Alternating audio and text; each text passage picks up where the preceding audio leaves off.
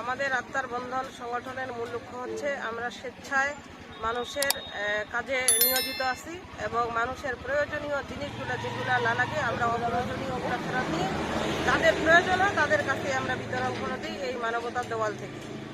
আমরা এই পোশাকগুলো কালেকশন করি উচ্চবিত্ত এবং মধ্যবিত্ত মানুষদের কাছ থেকে, স্বেচ্ছায় যারা আমাদের দেয় তাদের কাছ থেকে আমরা কালেক্ট করে এগুলো হচ্ছে গরিব হতদরিদ্র মানুষদের কাছে আমরা পৌঁছে দিই।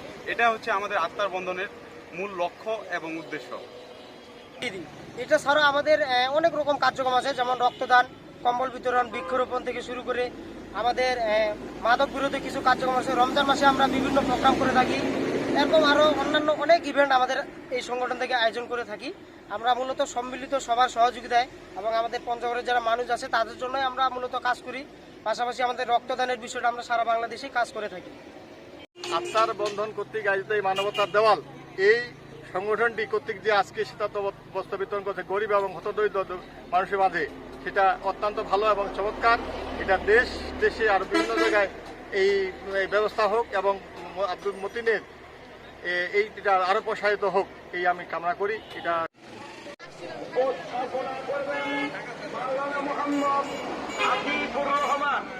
সঙ্গীত